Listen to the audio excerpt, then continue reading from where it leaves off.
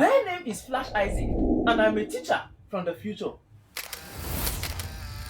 When I was much younger, I saw thousands and thousands of people fail Jamb and unable to gain admission.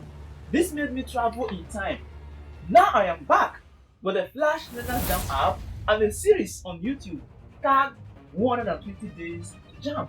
My mission is to help you blast Jamb and as well get justice for everyone who Jamb has served breakfast. This is episode number 21 of the 120 Days to Jamb Economics with Flash Isaac. In this episode, we shall be looking at the elasticity of demand. Elasticity of demand. Now, a material, a demand, or a body is said to be elastic if it responds to changes. There are certain factors that can make a body to change, but objects or things have various things they respond to. For ladies, they are very responsive to money. So money can determine their behavior, their mood, their stretch. Now look at this. This is the original length. By the time I move this, you notice that it is stretching. And what is it responding to? It is responding to my force, the force I'm applying. So the force here is proportional to extension. As the force increases, you see that the extension, it increases.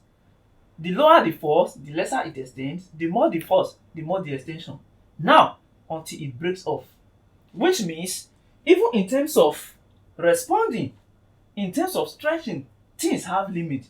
Provided the limit of this thing, the limit it can stretch to, is not exceeded. The more you apply force, the more it will stretch. Now, demand is also elastic, which means it has things it responds to. Demand responds to price, it responds to income, and it responds to cross. Cross means the demand for related products. From this explanation, it means that elasticity of demand is the measure of responsiveness of demand to price, income of consumers, and the demand for related products. We have three types of elasticity of demand. We have the price elasticity of demand, we have the income elasticity of demand, and we have the cross elasticity of demand. Now, price elasticity of demand is simply the measure of the degree of responsiveness of demand to the price of the commodity. Now, income elasticity of demand is simply the measure of responsiveness of demand to the income of the consumers. While cross elasticity of demand is measure of the responsiveness of demand to the price or to the demand for related products. In anyhow you look at it, price elasticity of demand relates price and demand. Income elasticity of demand relates income and demand, while cross elasticity of demand relates demand for one product to demand for related or substitute products. When it comes to price elasticity of demand, we have different types of elasticity of demand so long price is concerned. Price elasticity of demand can be fairly or relative elastic, can be fairly or relative inelastic, can be unit or unitary, can be perfectly elastic or perfectly inelastic. It can be perfectly inelastic or zero elastic. Mathematically, price elasticity of demand is equals change in quantity demanded over change in price. Percentage change in quantity demanded over percentage change in price. Percentage change in quantity demanded can be gotten by new quantity minus old quantity divided by old quantity times 100. While percentage change in price is given by new price minus old price divided by old price times 100. You get percentage change in quantity and percentage change in price. Then you divide to get the price elasticity of demand. There is a shortcut or faster method to calculate price elasticity of demand. You simply use this formula: the new quantity minus the old quantity divided by the new price minus old price times old price divided by old quantity. With this formula, you'll be able to find price elasticity of demand directly without calculating percentage change in quantity or percentage change in price. Now, we are still in the explanation stage. We'll soon get to calculations where you see how all those things convert in practice. Let's look at the various types of price elasticity of demand. We have fairly elastic demand or relatively elastic demand. In fairly elastic demand, a percentage change in price will lead to greater percentage change in quantity, which means as price changes a little, quantity will change very, very much.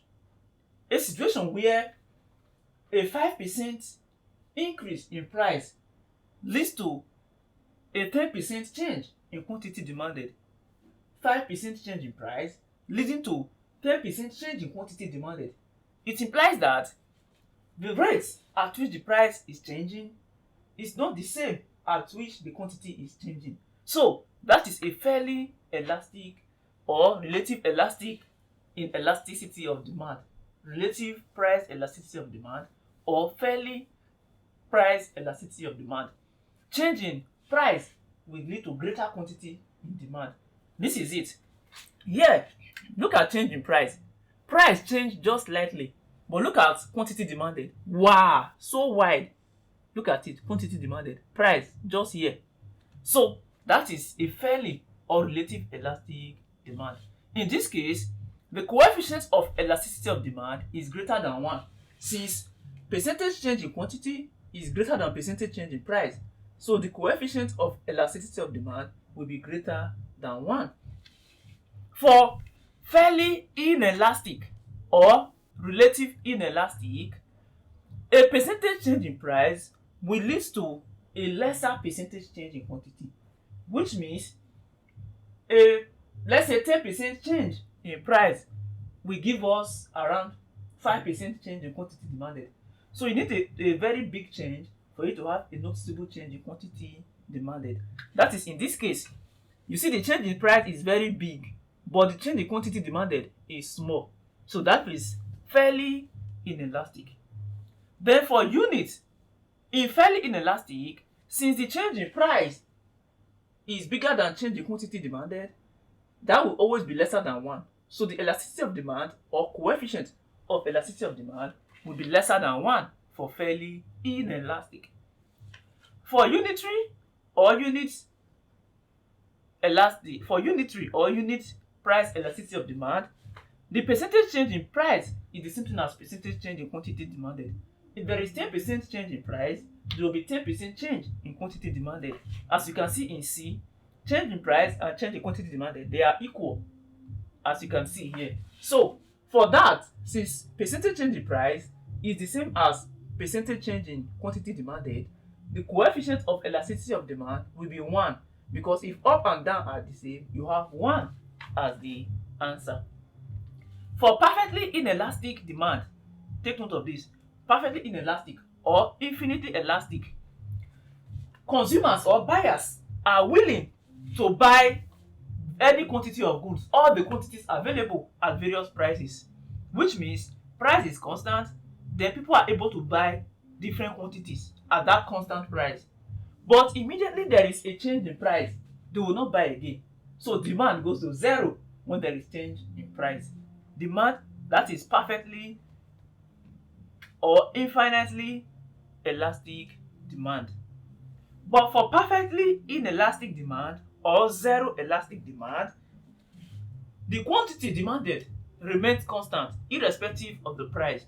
So a vertical curve or a parallel curve shows a perfectly inelastic demand or zero elastic demand. Quantity demanded is fixed, whether price goes up or comes down, it is fixed. And the coefficient of elasticity of demand is 0, since it is not responding, change in quantity is fixed. So that will give you 0 over anything is 0. So elasticity of demand for perfectly inelastic is 0. This is salt. Whether the price of salt goes up or the price of salt comes down, it will not affect the quantity you are buying. You will use exactly the same quantity you are using to cook. Yes. So it doesn't affect that. So that is zero elastic or perfectly inelastic. I do hope I am able to communicate at all. Income elasticity of demand is the measure of responsiveness of demand to change in consumers' income. As income increases, what happens to demand? As income drops, what happens to demand? With that, we have two types of income elasticity of demand. We have positive income elasticity of demand and negative income elasticity of demand. Positive income elasticity of demand is a situation where as income increases, the quantity demanded will increase. So income is directly proportional to quantity demanded. As quantity demanded drops, it means income has dropped. As money increases, quantity increases. Now, as your income increases, there are certain things you start buying. For example, as income increase, the quantity of clothes you buy, it will increase. Food increase. So you buy a lot of normal things around. All these are referred to as normal goods, normal items, things that are normal. Food, clothes, marker, shelter, car, they are normal goods. Now, a situation where increase in price or increase in income of consumer leads to increase in quantity demanded, it can also lead to buying of luxury goods or superior goods or ostentatious goods. Now, this cloth is a normal goods or a normal product. By the time my income increases, either I buy more of the normal products or I begin to buy branded clothes like Dior shoe, Gucci, Gucci clothes, Gucci snake. I said this cloth, this shirt, I bought it for 600,000 naira, 1.8 million. So all these are luxury products. Normal cars you see around, to Venza and so on, Corolla, they are normal goods. By the time you start buying Bugatti, Porsche, Lamborghini, as you've blown, in that case, they are referred to as luxury goods. So for normal goods and for luxury goods, as income increases, the quantity demanded will increase. Then we have for positive income elasticity. The coefficient of income elasticity is greater than 0 because income elasticity of demand is change in quantity demanded over change in income. So if demand is increasing with income, it means that the income elasticity of demand will be greater than 0, rather for positive income elasticity of demand, greater than 0. Now, in negative income elasticity, as income increases, demand will reduce. Just imagine, as your money increases, your demand for a particular product reduces. It simply means that that good is a counterfeit good, inferior good, or gifting goods. And the elasticity of for negative income elasticity, the coefficient of elasticity of demand is lesser than 0. Look at it. A situation where your income increase and your demand for a particular product reduces, it can mean one thing: that group, that good or that product is an inferior product or gifting goods. Example of inferior goods or gifting goods is okrika. When you don't have money, your income is low, you do bend down select. As your income increases, what do? You no longer buy bend down select, you stop, and then you start going to boutique. And uh phone, you can, for you now, you may be using itel or techno. Yes, 1 gig ram, 2 gig ram, you are not happy, but that is what your income can afford. By the time your money comes, you move to good iphone, good samsung phones, flagship. So it means these products you are using, they are inferior goods.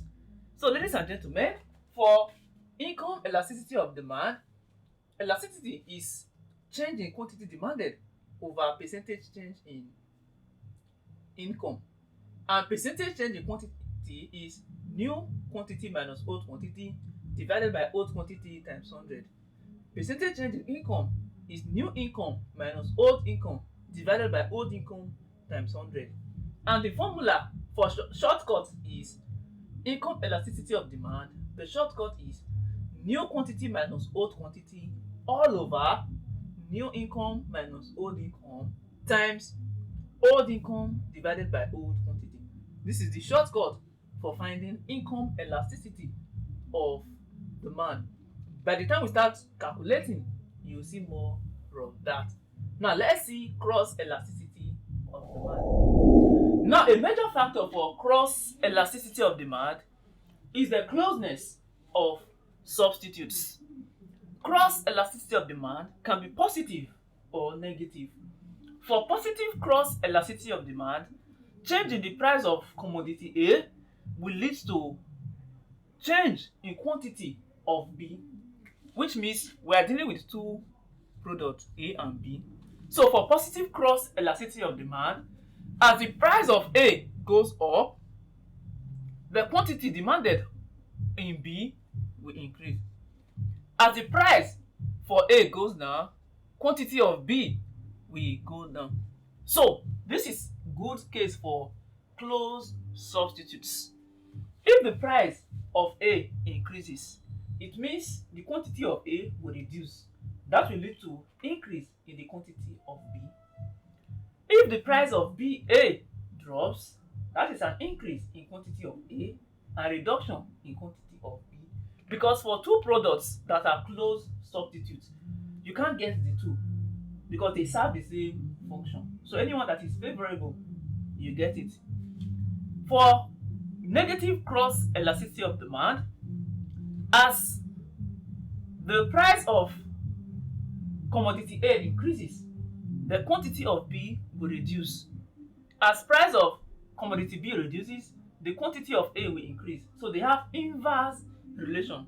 Examples are complementary goods, stove and kerosene. So they have negative cross elasticity of demand. For positive cross elasticity of demand, the coefficient of elasticity of demand is greater than 0. For negative cross, coefficient of elasticity is lesser than 0.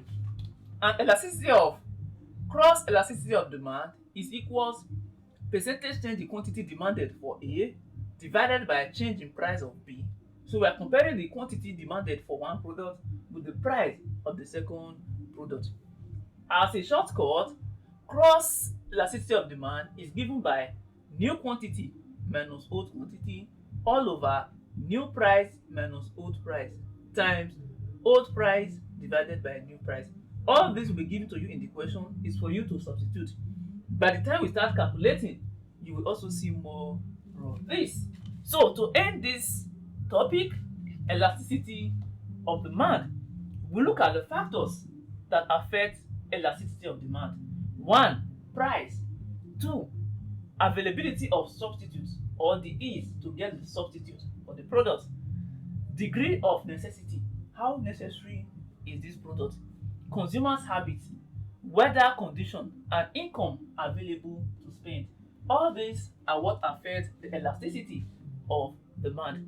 And elasticity of demand is also important to firms and government. To firms, they need to know the type of goods to produce and how to fix price in various goods, because there are goods that or commodity that once you increase the price, you are in trouble. While some, you can slightly increase the price, the quantity will not be so affected. Then this can affect government in the sense that it will enable government know the type of goods to place tax on and the tax to fix in various products. There are some goods or products that as you fix high tax on them, what happens? The price increase because companies, they will add that tax to the product if it's indirect tax, and people won't even buy at all. Why if you are placing the tax or you are taxing individuals directly, they will not buy those products because there are substitutes. So that is it for elasticity of demand. I hope you learned something. In the next episode, we go again And please get the Flashlearners Jamb app and start playing with questions. We've actually done a lot. See ya.